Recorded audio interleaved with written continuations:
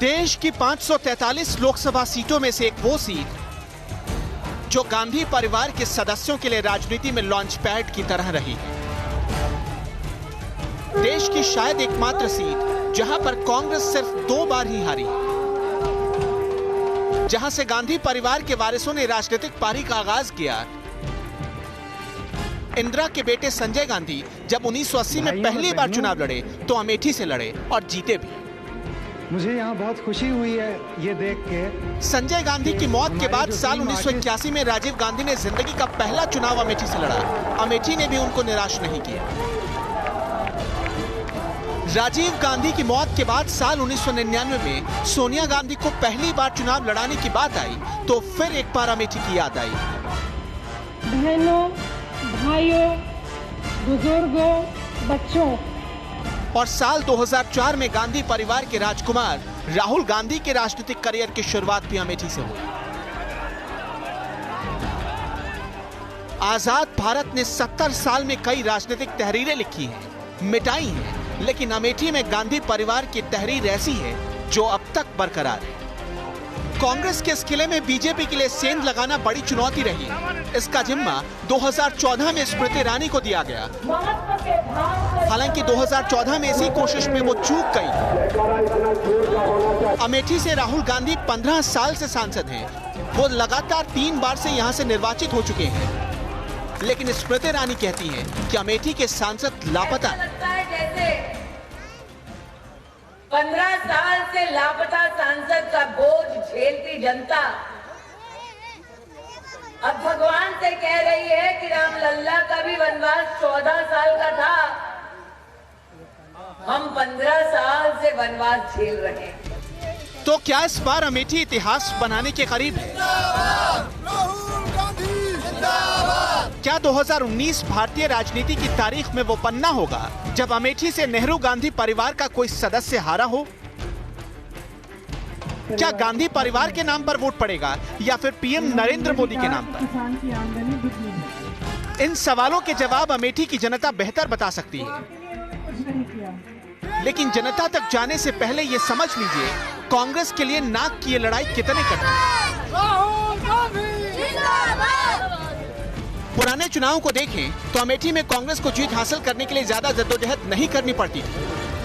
कहां जा रहे हैं? राहुल गांधी और प्रियंका की कुछ रैलियां होती थी, जनसभाएं होती थी, लेकिन इस बार प्रियंका तकरीबन हर हफ्ते अमेठी में दिख रही हैं। मुख्य मुद्दे ये हैं कि नौजवान बेरोजगार है, किसान त्रस्त है, परेशान है। किसान के लिए इस सरकार ने कुछ नहीं किया। 5 सालों से यहाँ पे तो आवारा पशु की समस्या बहुत ही बड़ी है, लोग बहुत प्रताड़ित हैं इससे। इन सब चीज़ों को सुलझाने के लिए सरकार ने कुछ नहीं किया। बड़े बड़े वादे किए, वादे पूरे नहीं किए। स्मृति ईरानी ये कह रहे हैं कि यहाँ के जो सांसद हैं वो लापता हैं। देखिए, ये सब उल्टी सीधी बातें कहते हैं। यहाँ की जनता अच्छी तरह से सब कुछ जानती है कौन लापता है, कौन नहीं है, कौन यहाँ आता है उनके बीच में, और उनको इतने सालों से कौन देख रहा है, कौन उनके साथ रहा है दुख और सुख में। जनता सब अच्छी तरह से जानती है। अमेठी में कांग्रेस के माथे पर पसीना साफ दिख रहा है। ये पहली बार है कि प्रियंका के अलावा भी यहाँ कांग्रेस के बड़े नेता चुनाव प्रचार को आ रहे हैं। छत्तीसगढ़ के मुख्यमंत्री भूपेश बघेल, वरिष्ठ कांग्रेस नेता प्रमोद तिवारी, विधायक आराधना मिश्रा और प्रदेश महिला कांग्रेस की मध्य क्षेत्र की अध्यक्ष ममता चौधरी तक यहाँ लगातार कैंप कर रही हैं। यही नहीं, हाल ही में कांग्रेस में शामिल हुए डॉक्टर उदित राज ने भी बुधवार को अमेठी में प्रेस कॉन्फ्रेंस की और कई जगह जनसंपर्क किया।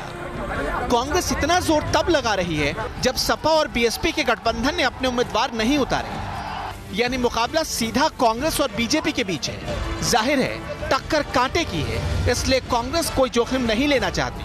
हालांकि कांग्रेस के पक्के समर्थक तो अभी यहाँ लड़ाई कांग्रेस के लिए आसान ही मान रहे हैं। अमेठी में कोई चुनौती नहीं है, न चुनौती पहले कभी थी, न चुनौती है, न चुनौती आगे रहेगी, क्योंकि अमेठी की धरती और गांधी परिवार एक दूसरे के पूरक हैं। प्रियंका दीदी का इंतजार कर रहे हैं हम लोग। हाँ, उनसे मिलने के लिए, उनको वोट देने के लिए सारी महिलाएं बटुरी हैं। उनसे कहाँ से आई हैं आप? हम यहीं मणिपुर के हैं, यहीं के निवासी हैं। हाँ मिली उनसे कभी? हाँ, हम लोग तो मिलते रहते हैं। उनका घर है तो वो तो मिलती रहती हैं। हम सब उनके घर के परिवार हैं, सदस्य हैं, तो मिलते रहते हैं। प्रियंका बच्ची से हमारा बिटिया नहीं, राहुल गांधी हमारा बेटा है, हमारा पुरान पीढ़ी है। आजा बाबा पुरखा के आगे से हम सब, हमारा पुरखा जोन बतावत है वह हम सब जानी थे। अरे स्मृति ईरानी क्या जाने, वो तो पता नहीं कहाँ से आई, उनको हम जानते नहीं, हम लोग तो उनको जानते नहीं हैं। राहुल भैया विदेशी बोलती हैं, खुद ही विदेशी हैं, उनका तो घर द्वार का हम लोग का पता नहीं है कहाँ की है। तो क्या भाई कहाँ की, हम लोग थोड़े बताए स्मृति ईरानी कहाँ की हैं। हम लोग यही के, हम लोग को यही जानते हैं। राहुल प्रियंका छोटे छोटे तोप से आते थे, ये तो अब आई है जब से मोदी आए हैं। हम लोग क्या जाने, हम लोग नहीं जानते हैं ना, हम लोग वोटिंग करेंगे। सोनिया और राहुल गांधी दोनों इस सीट पर 3 लाख से ज्यादा अंतर से जीतते रहे, लेकिन 2014 के चुनाव में जीत का अंतर घट गया। 2014 में कांग्रेस के उम्मीदवार राहुल गांधी को 4,08,000 वोट मिले थे, स्मृति ईरानी को 3 लाख वोट मिले थे, यानी लगभग 1 लाख वोट से हारी थी। 2014 में भी स्मृति ईरानी के लिए प्रचार करने खुद नरेंद्र मोदी अमेठी गए थे। अमेठी में नरेंद्र मोदी ने कहा था स्मृति ईरानी उनकी बहन की तरह हैं, उनको जरूर जिताएं। स्मृति जी को मैंने राहुल जी की मुसीबतें बढ़ाने के लिए भेजा नहीं है, मैंने उनको भेजा है अमेठी की मुसीबतों को कम करने के लिए। स्मृति वो चुनाव हार गईं, लेकिन अमेठी पर अपनी छाप छोड़ गई। हारने के बावजूद वो लगातार अमेठी के दौरे करती रहीं और अपनी सियासी जमीन को पुख्ता करने के मौके तलाशती रहीं। मैं इतना ही कहूँगी कि वायनाड को उन्होंने प्राथमिकता देकर अमेठी की जनता को पहले से ही ये संकेत दे दिया है कि उनकी प्राथमिकता वायनाड है। मेरे लिए प्राथमिकता मात्र और मात्र अमेठी गत 5 वर्षों से रही। मैं 2014 में चुनाव हारी, लेकिन हारने के बावजूद राहुल गांधी से ज़्यादा मेरा न सिर्फ क्षेत्र में प्रवास रहा, बल्कि जनता के मध्य में काम भी रहा। अब वो एक बार फिर राहुल गांधी को चुनौती दे रही। राहुल गांधी भर भर के अपने कार्यकर्ताओं को देश भर से ला रहे हैं। ये इस बात का संकेत है कि कांग्रेस के अमेठी के कार्यकर्ताओं पर राहुल गांधी को विश्वास नहीं, जिसको अमेठी की जनता पर विश्वास नहीं, अपने कार्यकर्ता पर विश्वास नहीं, उसके बारे में और क्या बोले। स्मृति ईरानी ने कई दिनों से अमेठी में डेरा डाल रखा है। वो अमेठी में शहर से लेकर गांव तक प्रचार अभियान जोर शोर से चला रही है। स्मृति ईरानी के लिए योगी आदित्यनाथ ने भी अमेठी में प्रचार किया है। राहुल गांधी को अमेठी की जनता पर गुस्सा आता है, लेकिन आतंकवादियों पर गुस्सा नहीं आता है। स्मृति ईरानी का अमेठी में चल रहा है, उसे लेकर कांग्रेस के खेमे में असहजता बढ़ गई। तो अब सवाल ये है कि जीतेगा कौन? अमेठी की जनता को किसके वायदे और किसका प्रचार ज्यादा भा रहा है? अमेठी की 2 समस्याएं बहुत बड़ी हैं, एक बाईपास, एक ओवरब्रिज का। वो जहां का तहां जिस हाल में वहीं पड़ा है। राहुल जी भी जब सांसद थे वो भी उतना काम नहीं किए, उसी का नतीजा है कि राहुल जी ने कम वोट, यहाँ राहुल जी कम वोट पाए थे अमेठी में। राहुल जी, लोगों की उम्मीद जगी कि स्मृति आई हैं, कैबिनेट मंत्री हैं, लेकिन वो भी गुजरात से राज्यसभा थी, यहाँ केवल घूमने आई, आके चली गई, पिकनिक टाइप था उनका, उन्होंने भी कोई काम नहीं किया। अमेठी राहुल गांधी से ही जानी जाती है। जो कहते हैं कि राहुल गांधी ने क्या किया काम, राहुल गांधी ने अमेठी में अब उनके दौरान, उनके कार्यकाल में CRPF सेंटर उन्होंने दिया, अमेठी में गन फैक्ट्री दिया, 7 राष्ट्रीय राजमार्ग दिया अमेठी में, 20 गाड़ियों के स्टॉपेज दिया जो है। जबकि प्रदेश में सरकार 30 साल से नहीं है, केंद्र में जो योजनाएं जो लाने का प्रयास किया ऐसा नहीं है, और जब इनकी सरकार आई इनको कुछ किया हुआ नहीं। ये कांग्रेस का तो राहुल गांधी को तो हमेशा कुछ न कुछ चुनाव जब आता है तो कभी जनेऊ पहन लेंगे, कभी न्याय की स्कीम लेके आएंगे, कभी कुछ लेके आएंगे। उनको कुछ पता ही नहीं कि हम क्या बोल रहे हैं, हम कौन हैं, क्या हैं, उनको कुछ पता नहीं। अमेठी में लोकसभा में करीब 17 लाख वोटर हैं। इनमें 26% वोटर यानी लगभग 4 लाख मतदाता मुस्लिम समाज से आते हैं, जबकि 3.5 लाख वोटर दलित समाज के हैं। यादव, राजपूत और ब्राह्मण भी सीट पर निर्णायक भूमिका में हैं। अमेठी में BSP और SP ने अपना उम्मीदवार नहीं उतारा है, इसलिए माना जा रहा है कि मुस्लिम समुदाय का वोट राहुल गांधी के खाते में जा सकता है। पूर्व कांग्रेस नेता हारून राशिद बतौर निर्दलीय उम्मीदवार मैदान में जरूर हैं, लेकिन ऐसा माना जा रहा है कि वो ज्यादा वोट काट नहीं पाएंगे। तो इस बार अमेठी में राहुल गांधी के लिए जीत और हार का फासला कितना बड़ा होगा? भले ही उन्होंने यहाँ 15 साल कुछ नहीं किया, लेकिन ये उनका मतलब पैतृक संपत्ति है। यहाँ उनके बाप दादा इलेक्शन लड़के जीते हैं, तो यहाँ 5 लाख वोटों से जीतेंगे, ये मैं दावे के साथ कह रहा हूँ। और यहाँ का जो जनमानस है वो टोटल राजीव गांधी की वजह से जो है एकदम राहुल गांधी के साथ है। पार्टी से जुड़े हुए हैं वही ये बताते हैं कि ये पार्टी यहाँ वोट देना है, वहाँ वोट देना है। जो जनता है, जनता शांत बैठी हुई है, जब समय आएगा तो वोटिंग करेगी। राहुल गांधी ने कोई खास काम नहीं किया, थोड़ा सा गंभीर होते तो हो सकता था बहुत कुछ कर जाते, लेकिन गंभीर भी नहीं रहे। और राहुल जी से उम्मीद है जनता को काम करेंगे। वो लगाव जो भावनात्मक था कब तक उसका आप दोहन करेंगे। हमारे पिताजी जमींदार थे, लेकिन जमींदारी तभी रहेगी जब मैं उसको संभाले रखूंगा, तो वो बात अब राहुल जी के अंदर नहीं है। अमेठी में गांधी परिवार के नाम पर ही राहुल गांधी जीत जाते हैं, लेकिन स्थानीय लोगों का दावा है कि विकास के नाम पर ज्यादा काम नहीं हुआ है। स्मृति ईरानी कहती हैं राहुल गांधी ने अमेठी की उपेक्षा की, लेकिन लोग पूछते हैं कि अमेठी तो कांग्रेस सरकार के दौर में भी इसी हाल में थी, आखिर इस क्षेत्र का विकास कब होगा। यहाँ की सबसे बड़ी समस्या तो आवागमन की बाईपास है। ये सबसे ज्यादा, ये आज 2007 से शुरू हुआ काम और आज तक ये कंप्लीट नहीं हो पाया। निश्चित रूप से सीटिंग जो एमपी हैं यहाँ के, उनको निश्चित रूप से यहाँ से जो है आदमी को बर्खास्त कर देना चाहिए मेरे हिसाब से। अमेठी कांग्रेस और बीजेपी दोनों के लिए नाक का सवाल बनी हुई है। कांग्रेस अपने अध्यक्ष और गांधी परिवार के वारिस को यहाँ से हारते हुए नहीं देखना चाहिए, तो बीजेपी के कांग्रेस मुक्त भारत वाले अभियान को अंजाम तक पहुँचाने के लिए स्मृति ईरानी यहाँ राहुल गांधी को हराने पर पूरा जोर लगा रहे हैं। अमेठी में 6 मई को वोटिंग है और 23 मई को नतीजे आएंगे और उन्हीं नतीजों से मालूम चलेगा अमेठी राहुल की रहेगी या नहीं। वीडियो जर्नलिस्ट राकेश रावत के साथ रविकांत, न्यूज नेशन, अमेठी।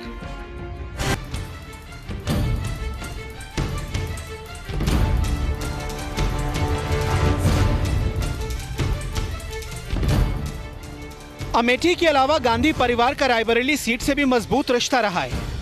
माना जाता है कि ये रिश्ता इतना मजबूत है कि इंदिरा गांधी की 1977 में हार के अलावा गांधी परिवार कभी यहां से नहीं हारा। शुरुआत साल 1957 में इंदिरा गांधी के पति फिरोज गांधी ने की थी और अब उनकी बहू सोनिया गांधी उस विरासत को मजबूती से संभाले हुए।